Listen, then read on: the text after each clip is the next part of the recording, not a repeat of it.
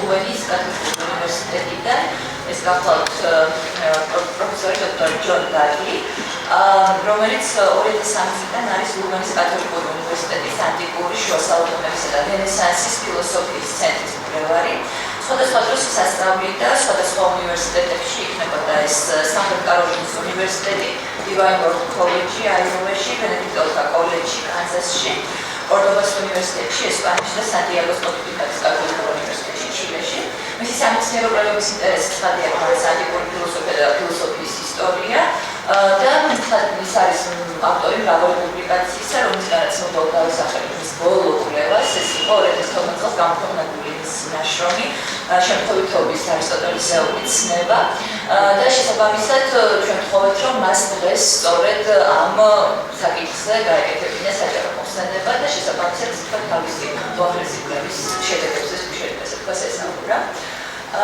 So it was a small introduction and so now the floor is yours.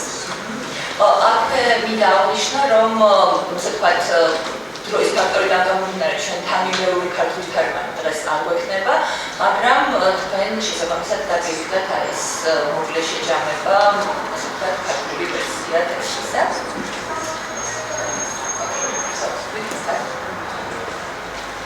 Thank you very much for this kind introduction, and I'm happy to talk to you today on World Philosophy Day.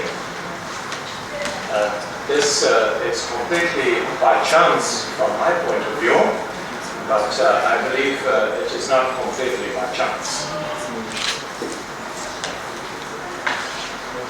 I see that you have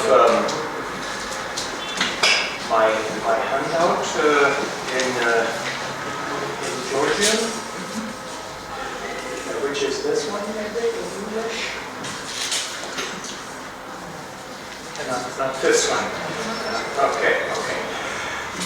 So I'm sorry I don't speak Georgian. So I'm sorry I have to speak English, but I will try to speak as clearly as possible. Now, in this paper, I shall attempt to give a brief account of some of the more important aspects of Aristotle's view of chance. I shall start with Aristotle's metaphysical account of chance, since this is where Aristotle explains the meaning of chance.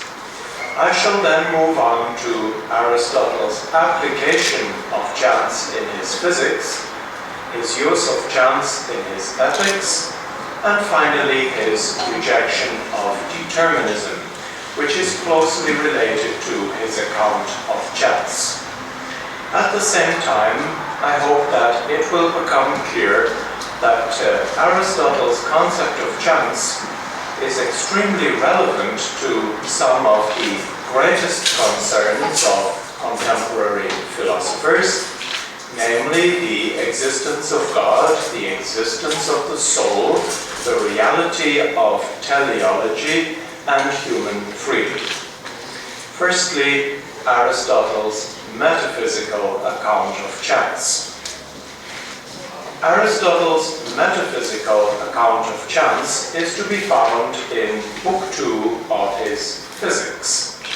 In his inquiry, we find that he divides all events into three categories, namely those that occur always in the same way, those that occur usually in the same way, and those that are unusual. Thus, day always follows night, summer follows winter, and death follows life. There are no exceptions. However, other events occur only usually, but not always. Thus, the weather in Greece is usually good in summer, but exceptionally there can be a storm. Finally, some events always occur unusually, such as winning a lottery or finding buried treasure. Aristotle observes then, in the first place, that chance events always belong to the category of those events that occur unusually. Secondly, Aristotle observes that all events that we attribute to chance are related to our expectations and our aims in life. To clarify his meaning, we must examine another statement of his. Aristotle says that some events occur for a purpose and others do not. What he means is that some events appear relevant to us and others do not. Thus, when I read a newspaper, I am interested in events that could have an influence on my life, and I am not interested in anything not related to my life. At all times, human beings try to understand situations and events in relation to their aims. They take an interest in what is relevant and show no interest in the innumerable, irrelevant details of every situation. We can compare the situation to that of an experienced chess player who will only ever examine a very limited number of possible moves, since he knows that it is pointless to examine the vast number of possible moves that will not help him to win the game.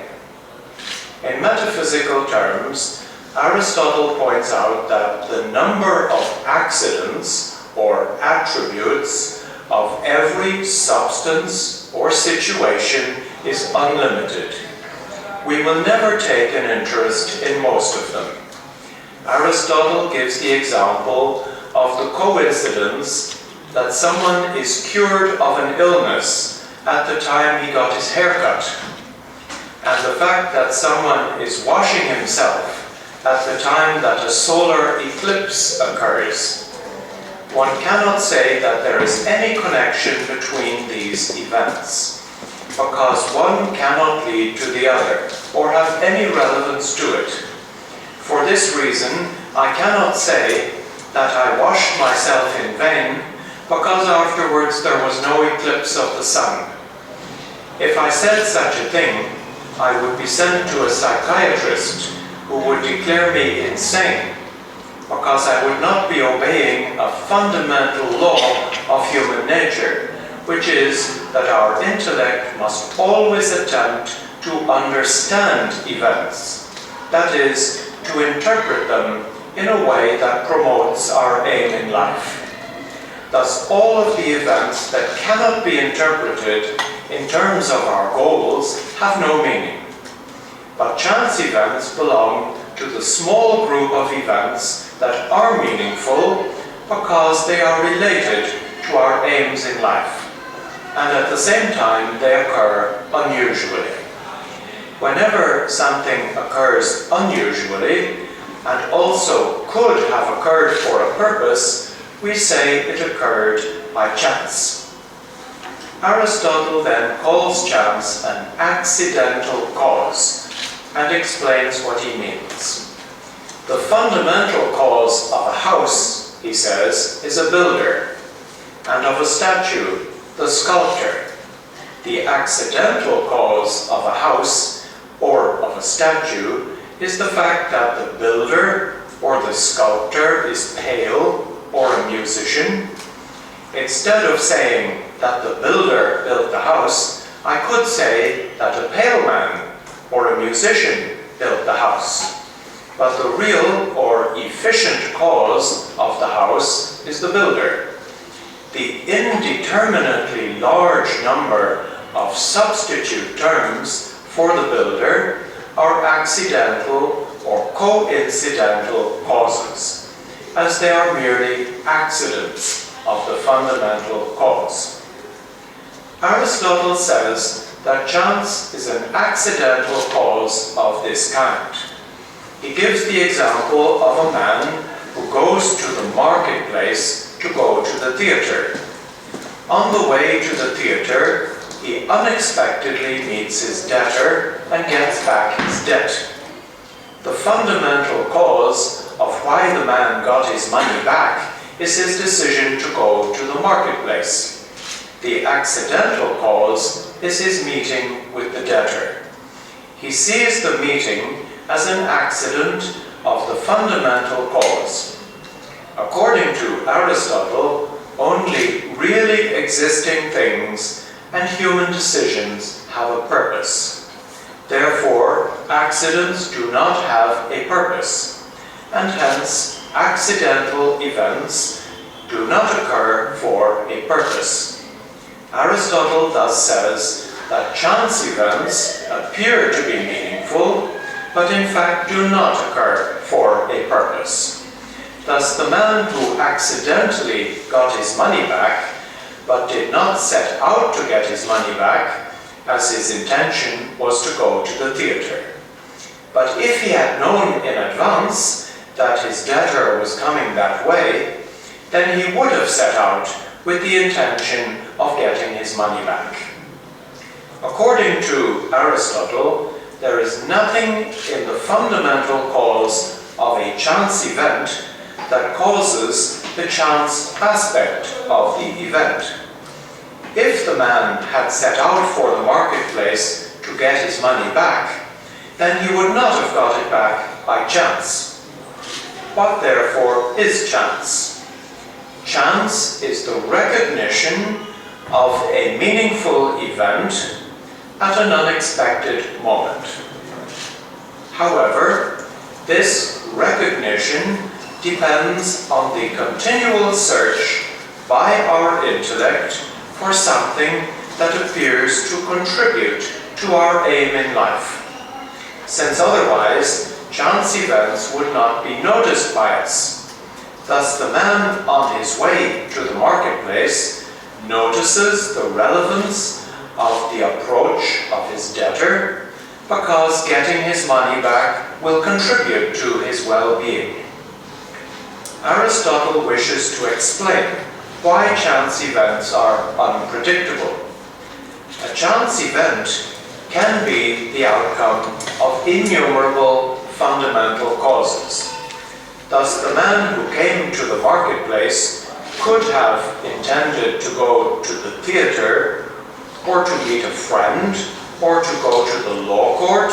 There are innumerable possible reasons. Hence, the first cause of a chance event resulting from a decision is the freedom of choice of the person whose decision is the fundamental cause. The second reason is that chance events are unusual. Hence, there can be no science of chance events. As chance deals with events that always or usually occur, science deals with chance. Science deals with events that always or usually occur in the same way. The aim of science is to predict the future, but the future can only be predicted to the extent that it is possible to exclude unexpected or unusual events. Because chance events are unusual, therefore they occur unexpectedly and cannot be predicted.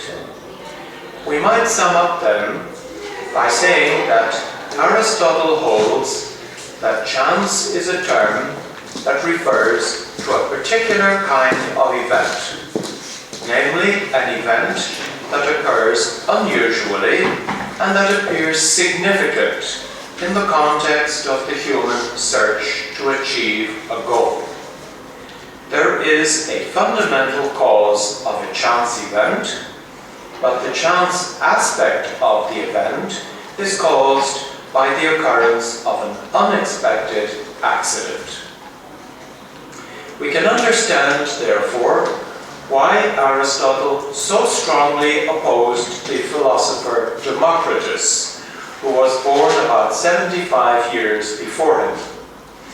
Democritus maintained that the order in the universe is due to chance, but that inside the universe nothing happens by chance, because one can always find a cause for everything that happens. Aristotle replies to Democritus that this is precisely the opposite of the truth. We see very many things happening by chance inside the world, but the order in the universe could not possibly be by chance because there is so much regularity in this order. And anything that happens by chance takes place unusually and irregularly. For this reason, Aristotle concludes that the order in the universe could not be due to chance and therefore could only be caused by God. For Aristotle, the interpretation of chance by Democritus is an abuse. Democritus, like Aristotle, was astonished at the order in the universe and found it necessary to give some account of it. But he was not willing to attribute this order to an invisible cause, and therefore he attributed it to chance. Thus, chance for Democritus is a term without content, used to give an empty explanation of that which requires a real cause. Thus, we may say that the contemporary debate concerning the order in the universe, whether to attribute it to chance or to God, is a continuation of the debate between Aristotle's view of chance and that of Democritus. I turn now to chance in the field of nature. In the 7th book of his Metaphysics, Aristotle writes that there are only 3 causes of everything that comes to be, namely nature, art, and chance. Thus, chance is one of the 3 fundamental causes of everything that comes to be. However, chance is not a thing. It cannot be perceived with the senses. According to Aristotle, it is a cause that accompanies the first 2 causes, namely nature and art.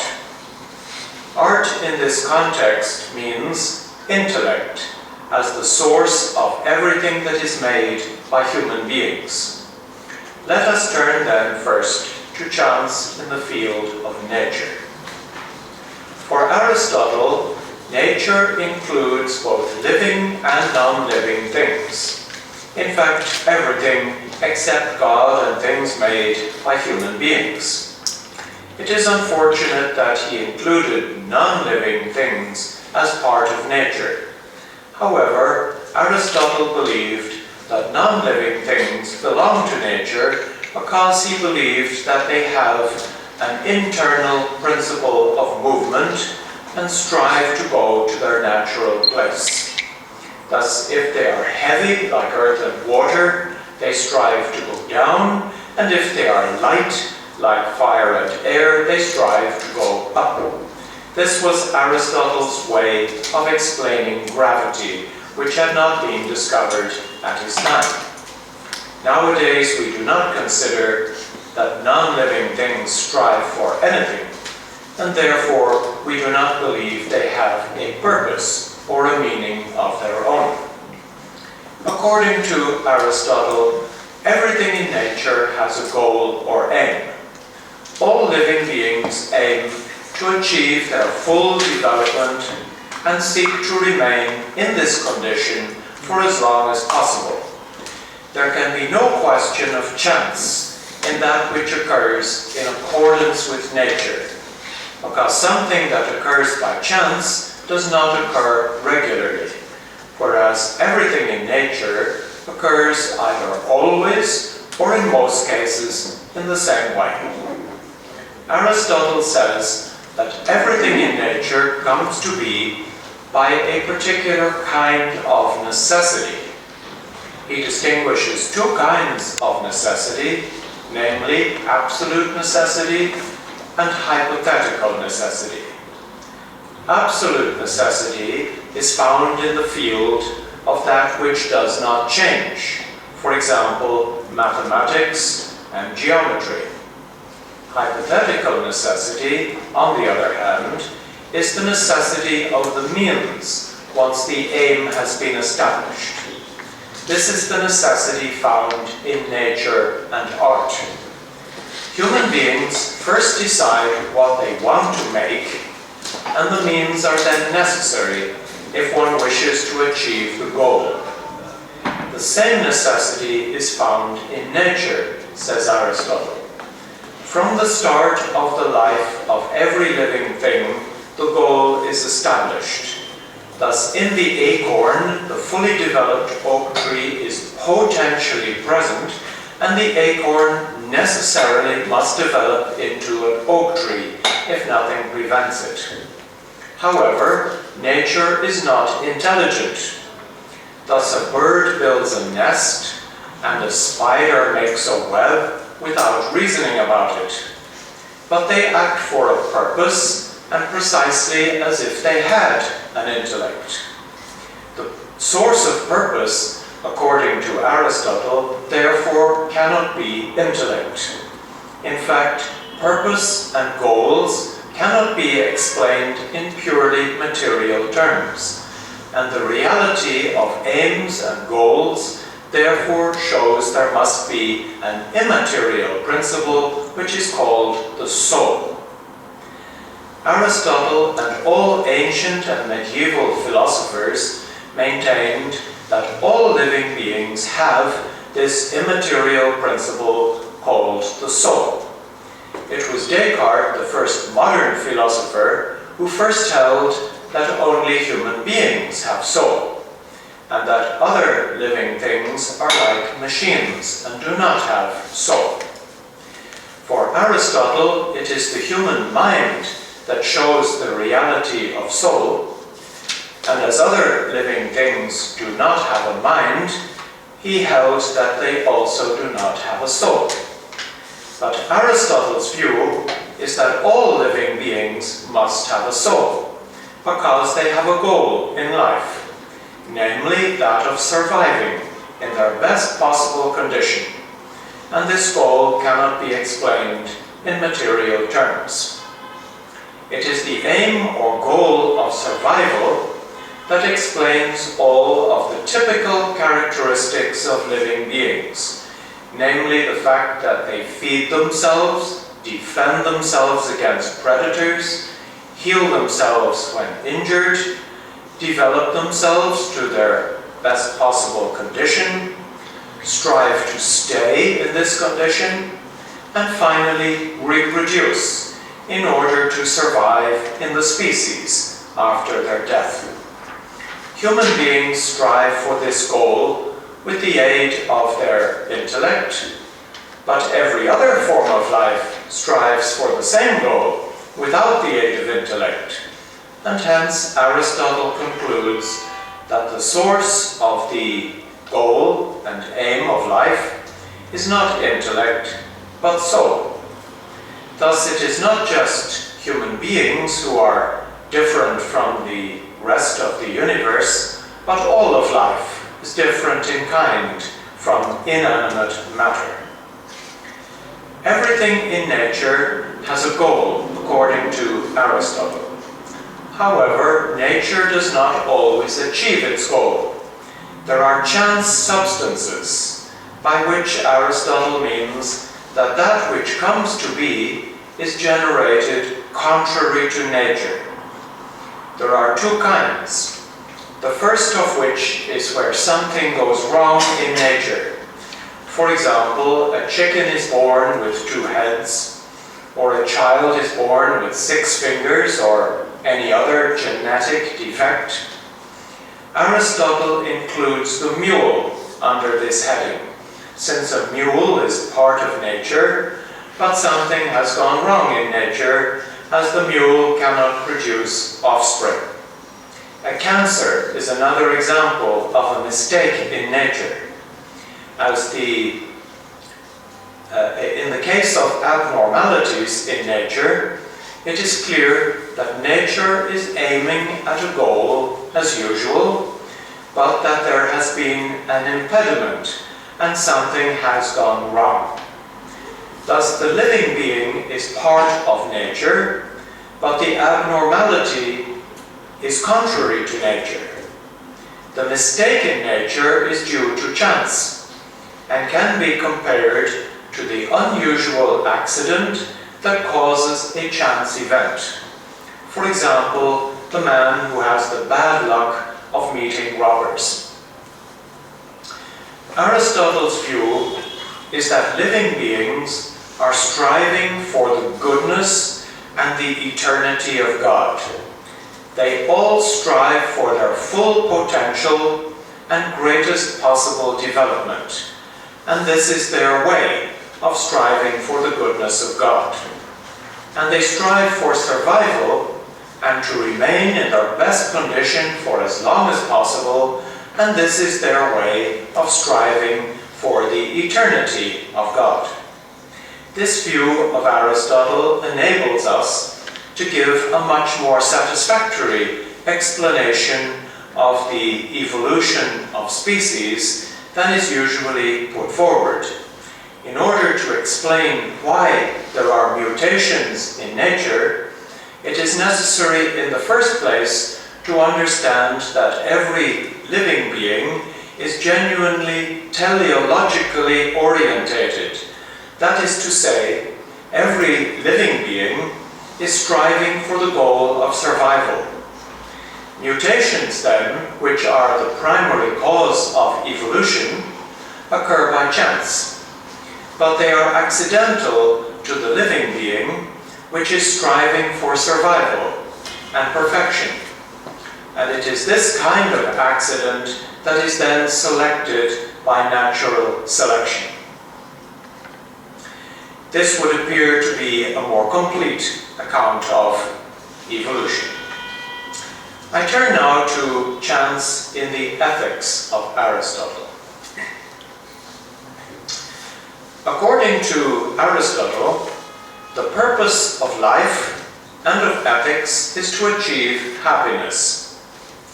Now, in order to be happy, Aristotle holds that human beings need a degree of external prosperity. Hence, happiness depends to a certain extent on chance. Since prosperity depends on chance, the question is then, to what extent chance influences our happiness? According to Aristotle, happiness is not a question of having good luck, but depends on our efforts to lead a virtuous life. Virtue is therefore the source of happiness. There are two kinds of virtue, he says: intellectual virtue, which is contemplation, and moral virtue. Contemplation leads to greater happiness than moral virtue. However, the person who leads a contemplative life will also need moral virtue in order to achieve the self-control required for contemplation. And vice versa, contemplation will lead people to act virtuously. The person who leads a contemplative life will also act virtuously towards other people when he is not contemplating. In the contemplative way of life, accordingly, there is a harmony between contemplation and moral virtue.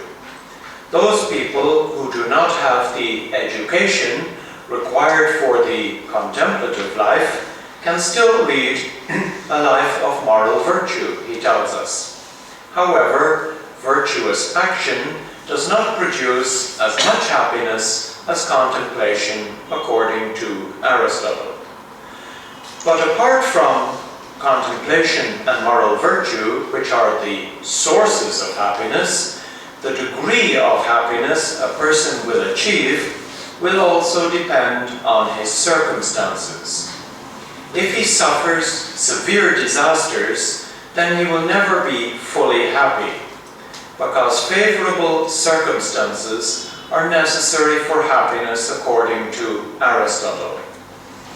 Aristotle gives the famous example we mentioned in my class on ethics of King Priam of Troy, who achieved great prosperity and great happiness, but cannot be said to have had a happy life because his life ended in disaster.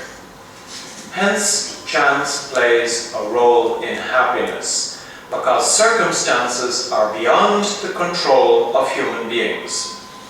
Prosperity is not a source of happiness, because an unvirtuous man can be extremely unhappy even if he is rich and has every advantage in life. We must distinguish between a source of happiness and a condition of happiness. A source of happiness will necessarily cause happiness, while a condition of happiness does not cause happiness, but allows a source to cause happiness. Thus, someone who is born with more advantages in life will have greater opportunities to do good. If we ask how much prosperity is needed for perfect happiness, we find that Aristotle replies, not too much and not too little. Those who have an average amount of goods will be more willing to listen to reason.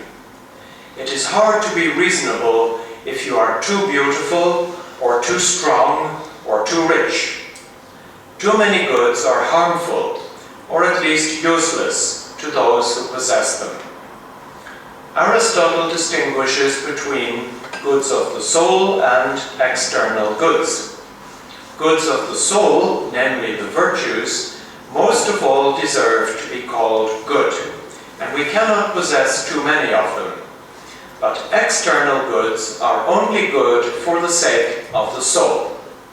In his Eudemian Ethics, Aristotle makes the clear statement that the amount of goods needed for happiness is the amount that will best enable us to contemplate God. The cause of external goods is chance. In the field of art, a man can possess riches, friends, and political power by chance, since he would normally acquire them by his skills. However, if he is born good-looking or in a noble family, that is due to chance in the field of nature, as it is pure chance and in no way influenced by our action. Aristotle is thus of the opinion that the perfect life depends to some extent on favorable external circumstances, and thus on chance. It may be added that the only way to eliminate chance from influencing our happiness is to adopt the view that external circumstances play no role at all in our happiness, that happiness depends exclusively on acting virtuously and having a good conscience, and therefore that we can be happy even when we are being tortured. This is the view that was adopted by the philosopher Antisthenes in the 4th century BC, by the Stoic school, and by Plotinus. The Christian view is also that it is more of a blessing to be poor than to be rich, and that one can be blessed when one is being persecuted. However, Aristotle was not willing to adopt this view, and preferred to make happiness depend to some extent on possessing external prosperity, which in turn depends on chance.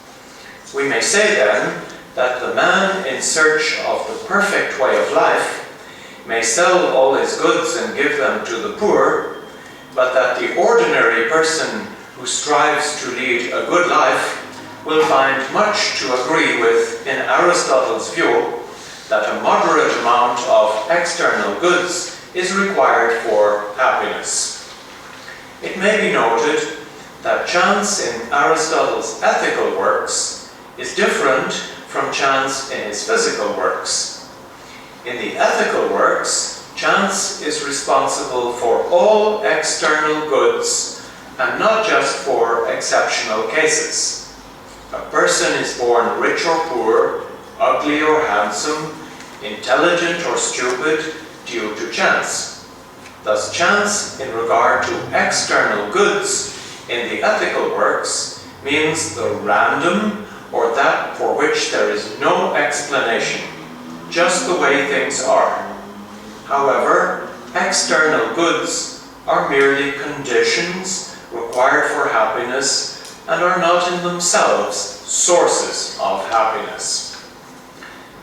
Aristotle tells us that the aim of life is happiness, and since Aristotle, philosophers, almost without exception, have repeated the same thing. But if we look carefully at what Aristotle means by happiness, we see that it is not what most people would call happiness, but rather the full development of a human being, the achievement of the greatest perfection which a person is capable of. Thus, all human beings seek to achieve their greatest degree of development and to stay in that condition for as long as possible. However, if we ask then the meaning of happiness for us, we discover that it is a feeling that we have when certain events take place. For example, if we pass an examination, or we become the parent of a child, or we publish a new book, or have success of any kind, that is to say, it is a feeling we get when we understand that we are on the path to achieving our best possible condition. For this reason, only human beings can be happy, as Aristotle points out, because only human beings have intellect and can understand that events contribute to their aims in life. Animals can be contented, for example, after a good dinner, but they cannot be happy. Happiness then is a feeling, and it would be strange if the aim of life was a mere feeling.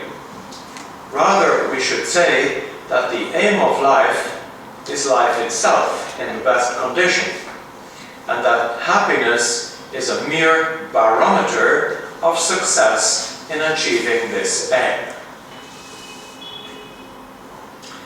We turn now to Aristotle's rejection of determinism, which is closely related to his study of chance. In this section, I shall deal firstly with Aristotle's rejection of determinism, and then attempt to show the foundations of his belief in freedom. I shall argue that there are two foundations, namely that the soul is a self-mover, and the fact that indeterminism is a reality in the physical world. The first reason why Aristotle rejects determinism is because of human free choice. We choose the means to our end voluntarily. Virtue and vice depend on ourselves, he tells us. Man is the source and begetter of his actions as he is of his children, and the origins of his actions are within himself. Again, Aristotle writes, I don't know if it's in your Georgian handout, but it's only a short passage. Hence, it is clear that all actions of which man is the first principle and controller may either happen or not happen, and that it depends on himself for them to happen or not to happen, as he controls their existence or non-existence. But of things which it depends on himself to do or not to do, he is himself the cause. And when he is the cause, and what he is the cause of, depends on himself. Thus it is clear that Aristotle held that human beings are free, and that he rejected the notion that human beings are causally determined. Human beings must be free, he argues, because we praise and blame people and reward and punish them. We do not blame and punish people if they have no choice and cannot act differently. Responsibility depends on freedom. We can say then that Aristotle believed in human responsibility. However, his arguments in support of human freedom are not completely satisfactory, because they are a priori. He sets out from the fact that we praise and blame people and concludes, therefore we must be free. But he does not explain how we are free. The same may be said about the philosopher Kant, who also held that man is free, but did not explain how this is so.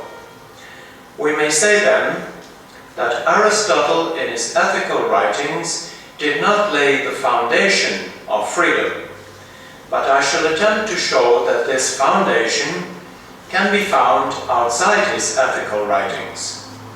In order to understand why man is free, then we need to turn to Aristotle's physics, where Aristotle points out that everything in nature has an internal principle of movement and of absence of movement, meaning that it has an internal principle of change and retaining its identity.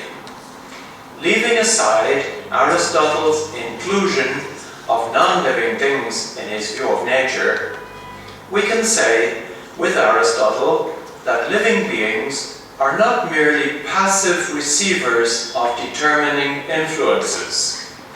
Their specific aim or goal of survival in their best condition is not caused by any external cause, but can only be due to an internal principle called the soul. Thus, the soul is a self-mover.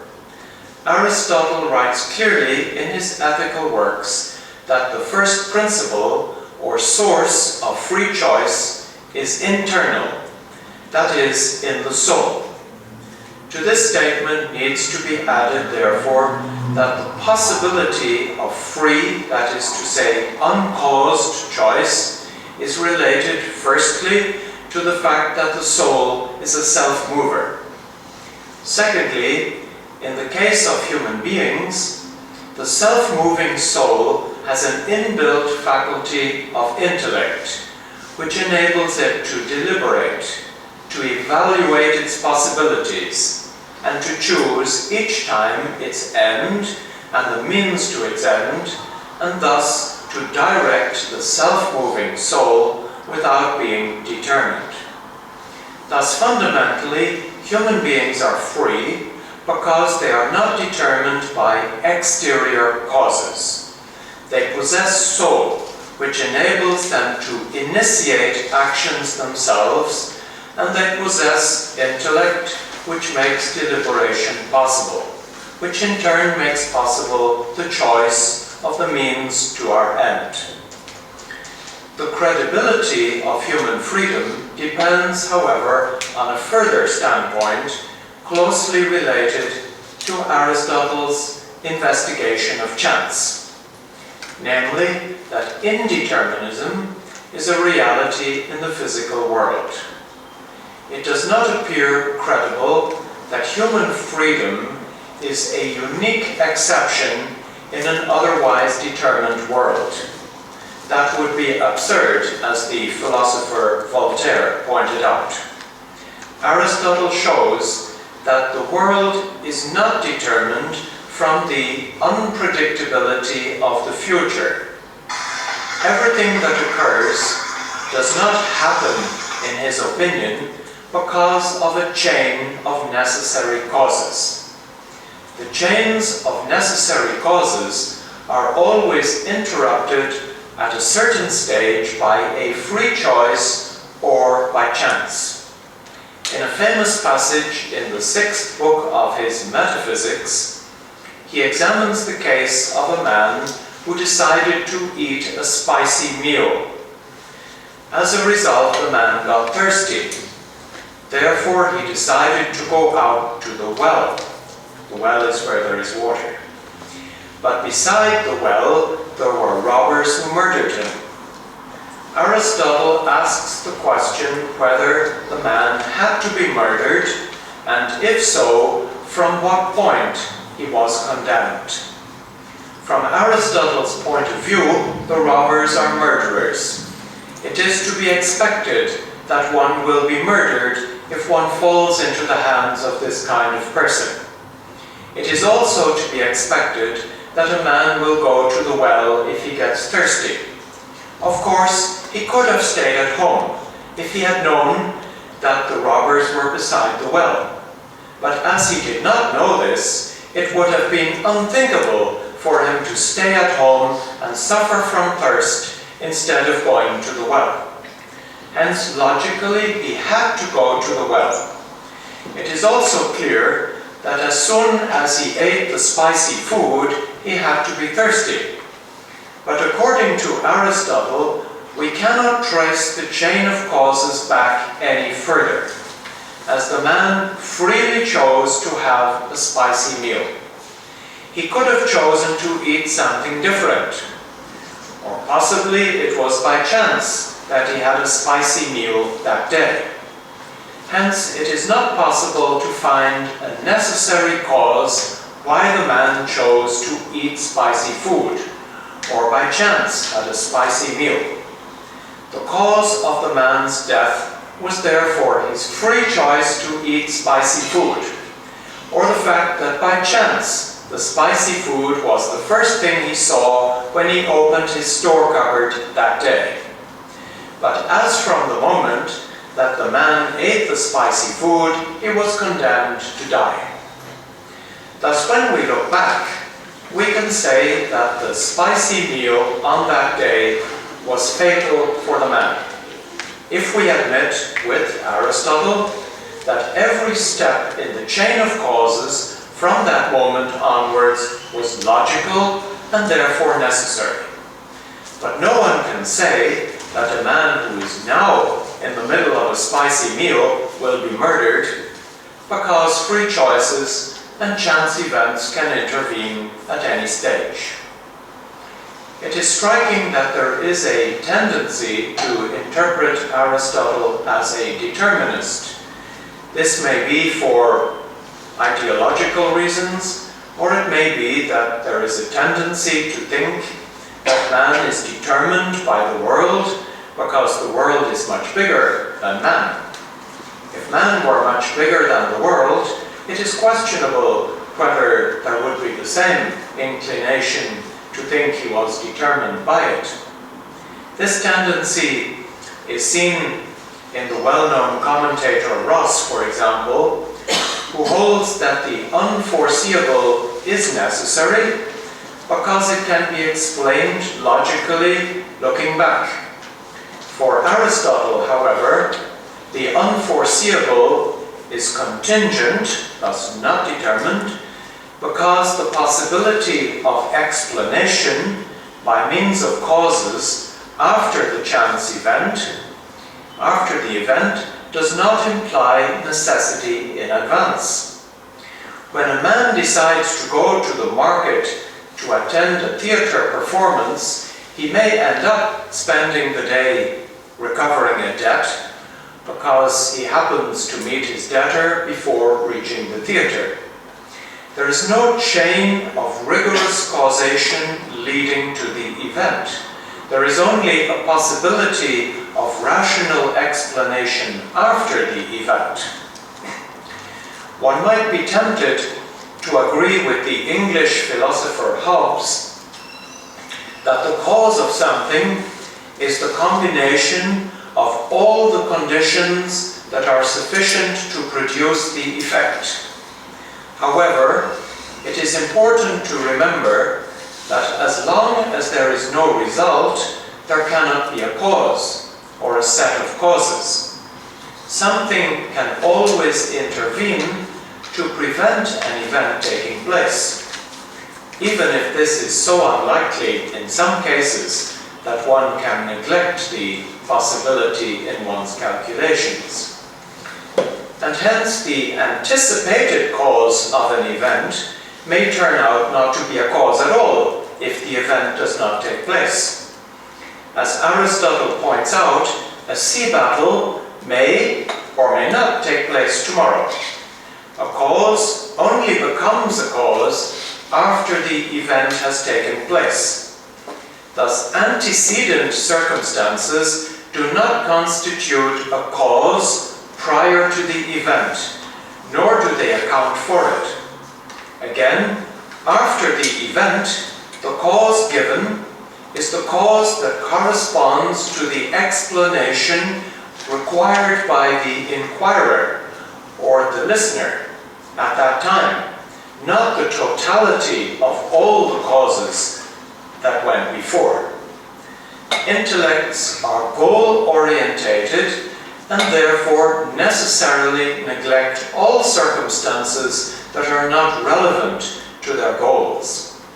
Hence, even if a mind could grasp the totality of antecedent circumstances of an event, it would refuse to do so due to its nature. Such a totality, therefore, is a projection of the intellect in search of a determinate explanation of what is inherently contingent. Aristotle understood that man, in striving to stay alive, to exist and to survive, and in striving for his best condition or state, reorientates himself as he thinks best after every event. For example, he recovers a debt even though he planned to go to the theater.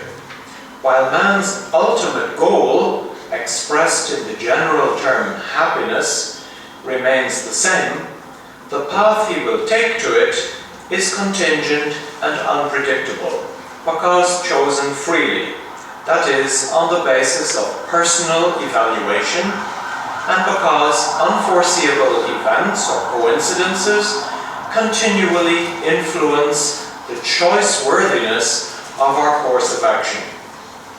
Aristotle holds the profound view that science is only of that which man notes to occur always, or for the most part.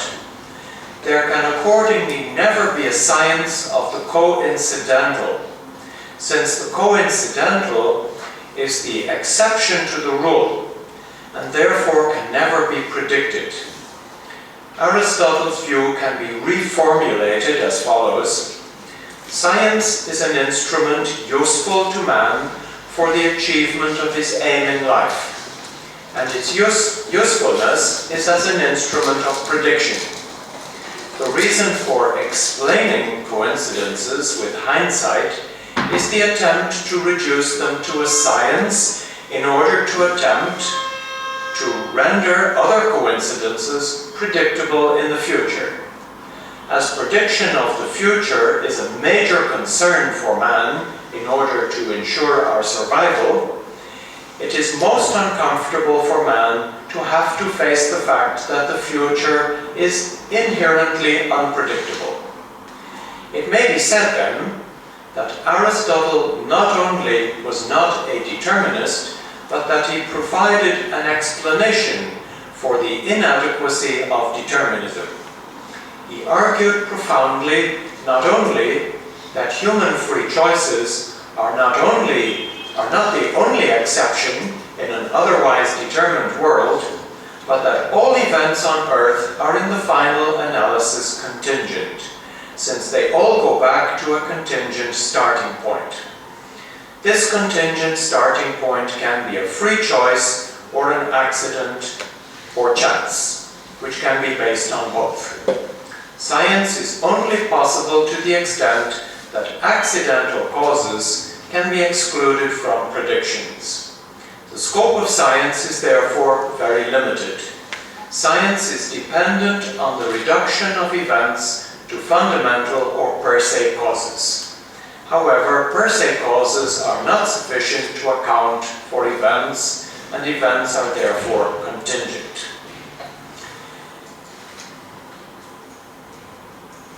In conclusion, Aristotle's concept of chance is without any doubt the most complex and the most profound in the whole history of philosophy.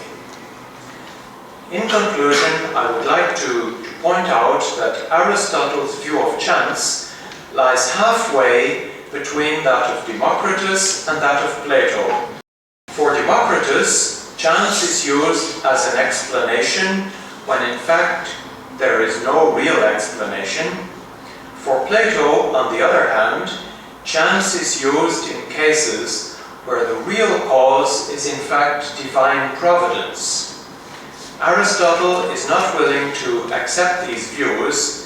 Instead, he systematically examines the term and shows that it has unexpected and remarkable implications of the greatest importance, and it is some of these that I have tried to elucidate for you